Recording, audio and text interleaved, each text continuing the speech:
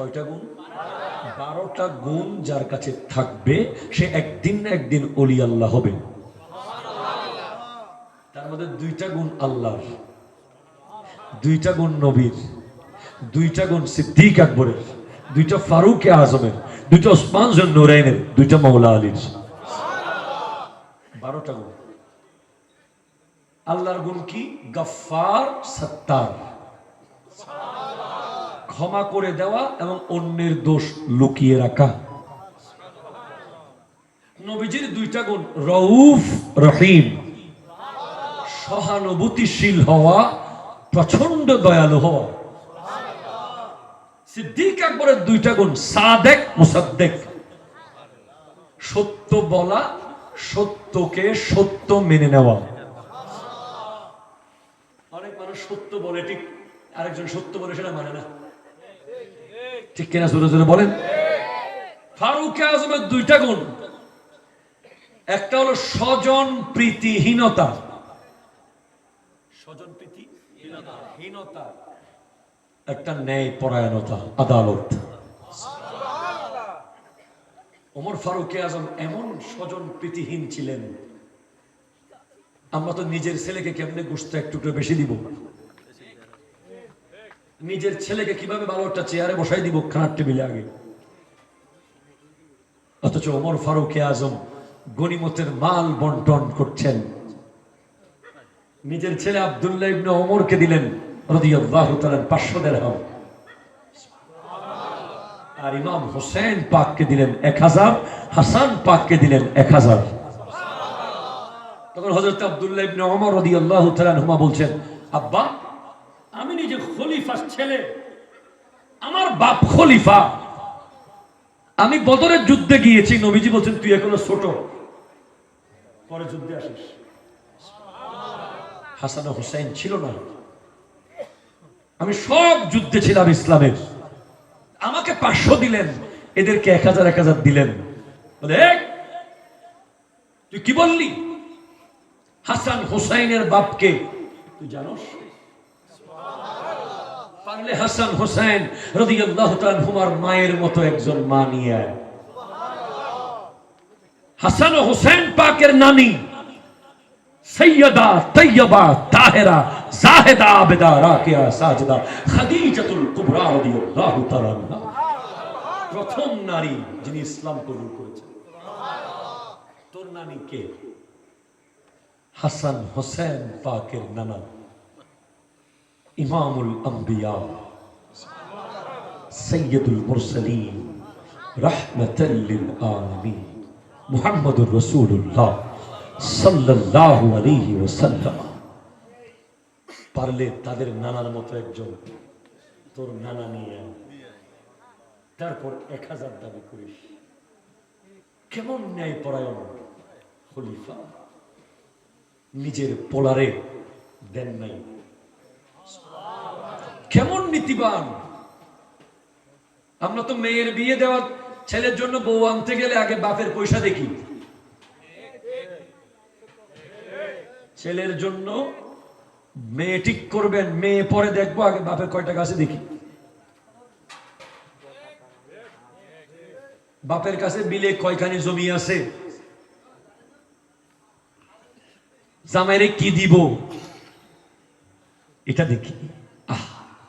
আপনি কিভাবে ও আমিরুস সলিহাত দ্বারা আল্লাহ ওমর ফারুক আজমকে বলেছেন, এমনি বলেন নাই।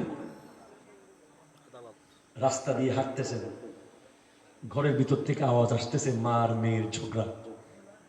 মা বলতেছে দুধের ভিতরে পানি মিশা, মেয়ে বলতেছে মিশাবো না, দুধ বিয়ারি, দুধওয়ালি। বলে কেন? খলিফা মানা করছে। খলিফা কি দেখতেছে? বলে না দেখুক, আল্লাহ তো দেখতেছে। ফারুক আজম এখনো মেয়েটার চেহারা দেখেন নাই, কিচ্ছু দেখেন নাই, নিয়ত করে ফেললেন নিজের ছেলের জন্য ওই মেয়েকে বউ হিসেবে আনবেন। কোথায় বাপের পয়সা, কোথায় বংশ, কোথায় কি? বলে বাবা, আমি ওমর ইবনুল খাত্তাব, 22 লক্ষ বর্গ মাইলের শাসক, 22 লক্ষ বর্গ মাইল। হযরত ওমরকে যদি পেতাম, খোদা কি কসম, কদমে একটা চুম দিতাম। ওনার ইতিহাস যখন পড়ি, বলি কলিজার মধ্যে একটা শক্তি চলে আসে। আমার নবীর 40তম ইসলাম কবুল করেছেন ওমর ফারুক আজম। 40তম মুসলমান যেদিন ইসলাম কবুল করেছেন, সেদিন নবীজিকে বলছেন, ইয়া রাসূলুল্লাহ, আমরা সত্য না মিথ্যা? আমার নবী বলেন, আমরা সত্য। তাহলে লুকিয়ে লুকিয়ে আর কাজ করবো না, ডাইরেক্ট ওপেন চলেন কাবা ঘরের সামনে গিয়ে ইসলামের কথা বলবো। কোন বাপের বেটা থাকলে ওমরের সাথে মোকাবেলা করবে। সমস্ত কাফেরদের চোখে চোখ রেখে একদিকে ফারুকে আজম তলোয়ার হাতে নিলেন, আরেকদিকে হযরতে আমির হামজা রাদিয়াল্লাহু তাআলা তলোয়ার নিলেন। দুজন দুই পাশে, আমার নবী মাঝখানে কাবা ঘরের সামনে গিয়ে সমস্ত কাফেরদের সামনে মাত্র 40 জন মুসলমান যখন ছিল, তখন কালিমার দাওয়াত দিয়েছেন। এই সাহস দিয়েছেন ওমর ফারুকে আজম। শয়তান পর্যন্ত যার নাম শুনলে অন্য রাস্তা দিয়ে হাঁটত। মিশরের গভর্নর এসে জিজ্ঞেস করে, এ মুসলমানেরা, তোমাদের খলিফার সিংহাসন কই? রাজপ্রসাদটা কই? খাস কামরা কই? ওনার আসন কই? ওনার বডিগার্ড কই? ওনার পিএস কোথায়? বলে, আমাদের খলিফার কোনো বডিগার্ড নাই, কোনো রাজপ্রসাদ নাই, কোনো আসন নাই, কোনো কিচ্ছু নাই। তো থাকে কই? ওই যে খেজুর গাছ তলে। মাথার নিচে ইট দিয়ে যিনি শুয়ে আছেন, উনি হলেন আমিরুল মুমিনিন ওমর ইবনুল খাত্তাব রাদিয়াল্লাহু তাআলা। নিজের সন্তানকে কোনদিন নতুন কাপড় কিনে দিতে পারেন নাই ইসলামের খলিফা। নিজে কোনদিন নতুন কাপড় পরেননি। একদিন হযরতে মওলা আলী আসলেন ঘরে, দরজা নক করছেন। বলে, কথা আছে। বলে, কি কথা? ব্যক্তিগত না রাষ্ট্রীয়?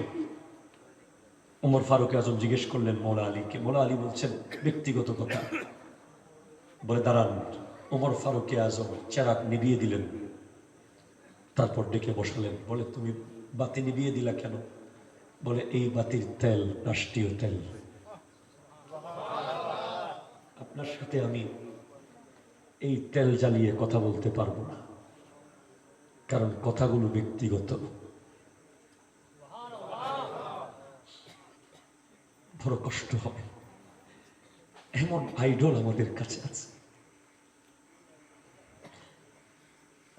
রাষ্ট্রের অর্থ সম্পাদককে গিয়ে বলে, ছেলেরা গড়াগড়ি করছে, ঈদের দিন সবাই নতুন কাপড় পরেছে, খলিফার ছেলে নতুন কাপড় পরতে পারে না।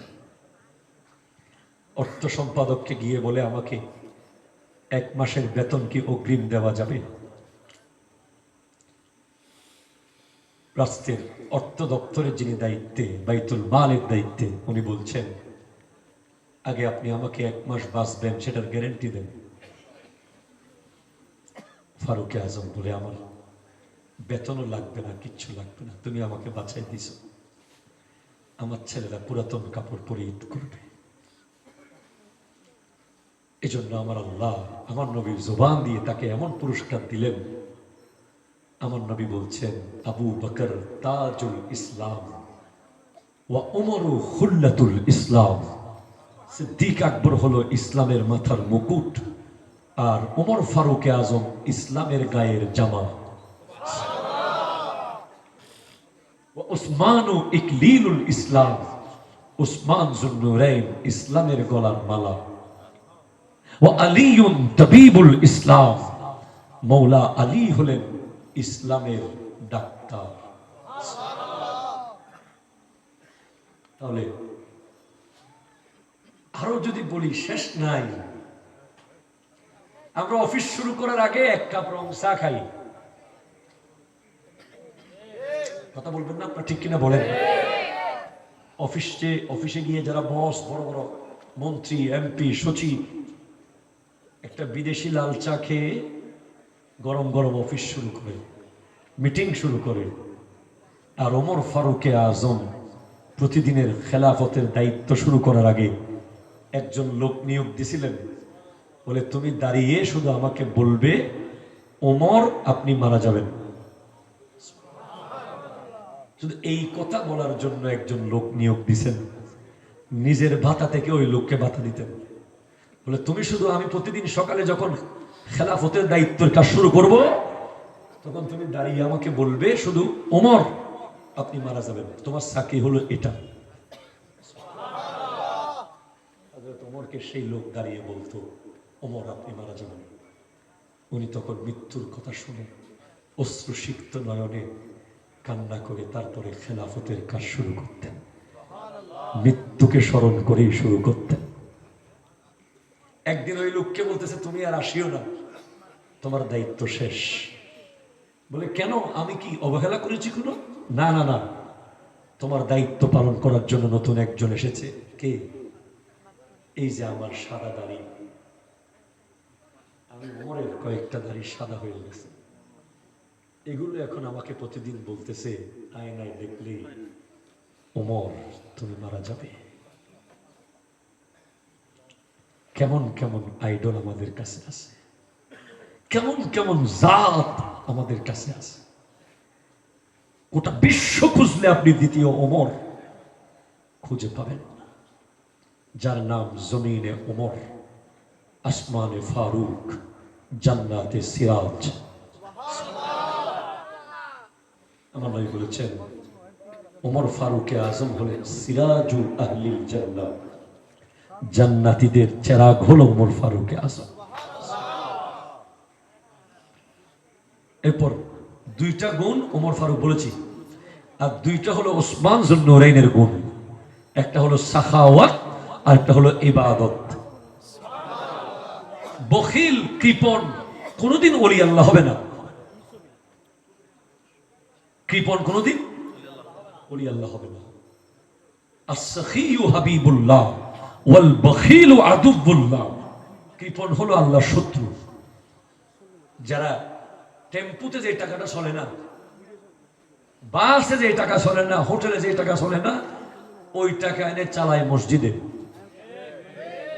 এরকম বুজুর্গ মুসল্লি আমাদের সমাজে আছে। এরা কোনদিন এই কৃপণ লোকগুলো মানিব্যাগের কোনায় খুঁজে কোন দিকে 2 টাকা আছে, কোন দিকে 5 টাকার নোট আছে। 100 টাকাটা কোনো মতে হাতে ওঠে না মসজিদের জন্য, 500 টাকাটা উঠে না।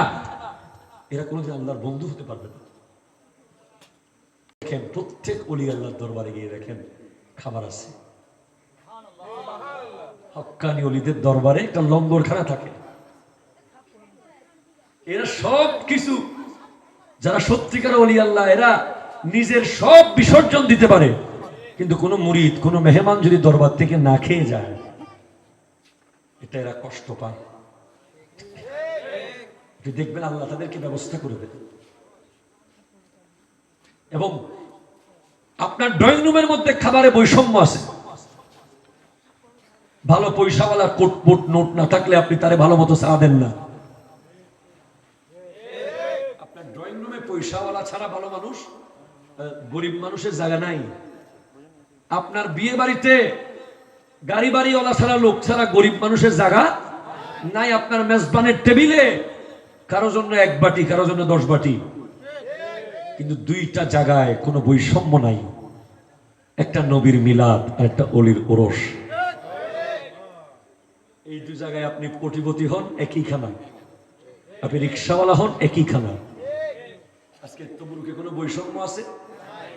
সবাই একই রকম তবরুক খানা। এগুলো শিখতে হবে, বুঝতে হবে। তার মানে কি বুঝলেন? সাখাওয়াত, দানবীর হতে হবে আপনাকে। সবসময় হাত খোলা রাখতে হবে। গনে গনে দিবেন, উনিও গনে গনে দেবেন। গোনা ছাড়া দিবেন, উনিও গোনা ছাড়া দেবেন। এজন্য মসজিদ, মাদ্রাসা, এতিমখানা, মাহফিল, গরিব দুঃখী মিসকিন, কুরবানে, যাকাতে গনে গনে দিবেন না। কোরবানির গোশত দান নয়, এটা তার অধিকার।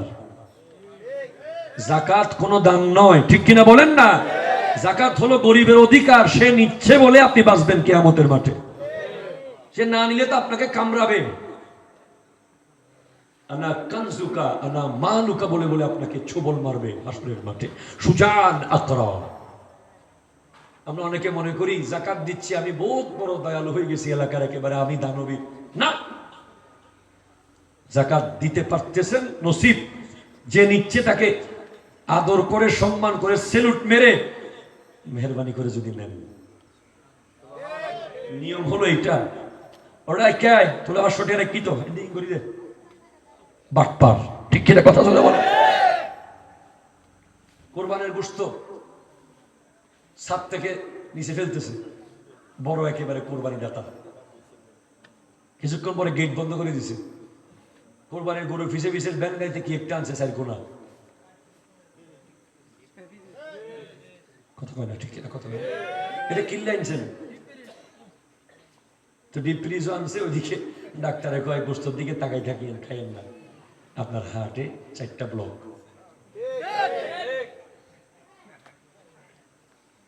ডায়াবেটিস তো বাড়তি, গোস্ত 1 পিস কোনো মতে জসিম, কথা বলেন না, ঠিক কিনা। সেটা কোরবানির গোস্ত গরিবের হক, এটা তার অধিকার। রানের গোস্ত ঘরে ঢুকাইয়া চর্বি আর হাড্ডি দিয়া কোনো মতে বুঝ দিছেন, কারে বুঝ দিছেন?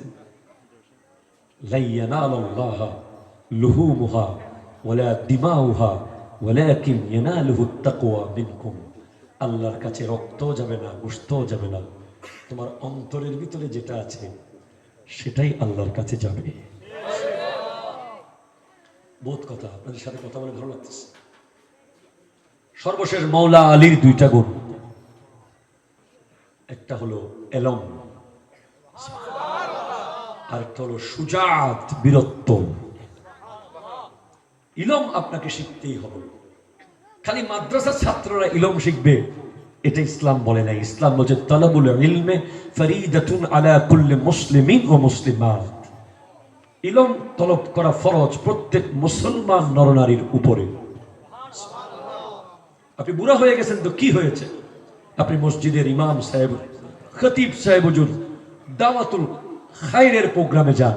আপনি 10টা সূরা যদি শুদ্ধ করে তিলাওয়াত করতে না পারেন, অনুবাদ না জানেন, আপনার মাস্টার্স, আপনার অনার্স, আপনার বিসিএস, আপনার পিএইচডি এগুলো নদীতে ফেলে দেন। কিসের লেখাপড়া করছেন আপনি? 10টা সূরা জানেন না কোরআন শরীফে, আপনি জানাজার নিয়ত জানেন না, জানাজার দোয়া জানেন না, আপনি কিসের লেখাপড়া করছেন? ইলম শিখতে হবে।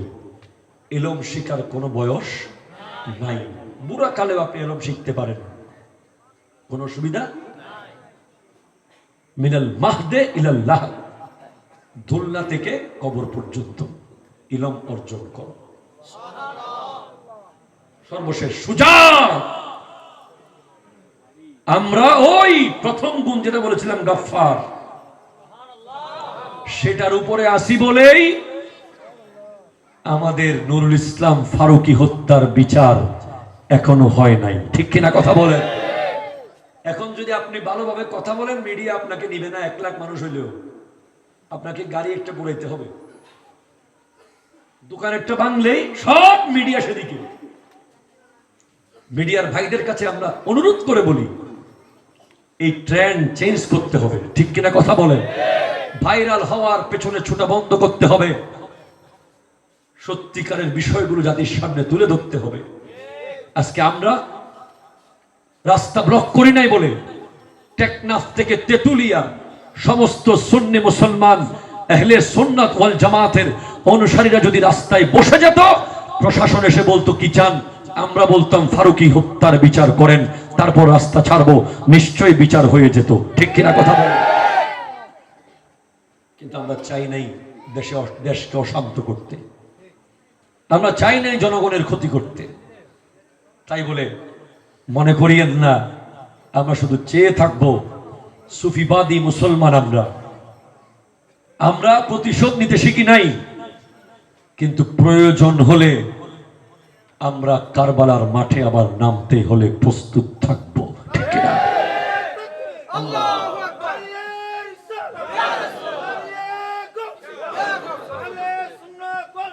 ঠিক না?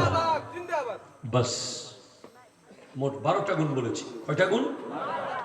আল্লাহর 2টা গুণ, গফফার, সত্তার, ক্ষমা, অন্যের দোষ লুকিয়ে রাখা। নবীজির দুইটা রউফ রহিম, সহনশীলতা, সহানুভূতি আর দয়া।